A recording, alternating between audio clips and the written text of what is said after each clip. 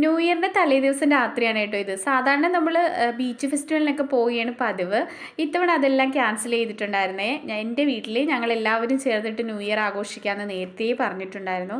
അതുകൊണ്ട് തന്നെ ദേ നമ്മുടെ കുളത്തിൽ നിന്ന് കുറച്ച് മീനൊക്കെ പിടിച്ചിട്ടായിട്ട് അങ്ങോട്ടേക്ക് പോകുന്നത് ഗ്രില്ല് ചെയ്യാൻ വേണ്ടിയിട്ടാണേ.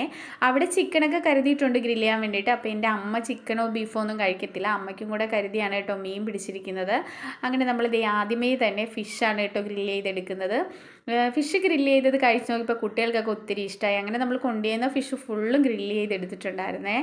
അതൊക്കെ കഴിഞ്ഞ് നമ്മൾ ചിക്കനും കൂടി ഗ്രില്ല് ചെയ്തെടുത്തു. ഞാൻ ഇതിനു മുമ്പ് അൽഫാം ഉണ്ടാക്കുന്ന ഒരു വീഡിയോ ചെയ്തിട്ടുണ്ട് കേട്ടോ. കണ്ടിട്ടില്ലാത്തവരുണ്ടെങ്കിൽ കണ്ട് നോക്കണം കേട്ടോ.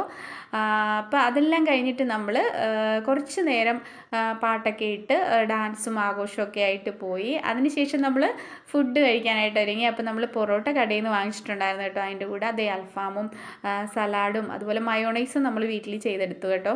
ഇതെല്ലാം ചേർത്ത് നമ്മൾ എല്ലാവരും ചേർന്നിരുന്ന് സന്തോഷമായിട്ട് ഫുഡൊക്കെ കഴിച്ച് അങ്ങനെ ഇതൊക്കെയായിരുന്നു കേട്ടോ ഞങ്ങളുടെ ന്യൂ ഇയർ ആഘോഷങ്ങൾ.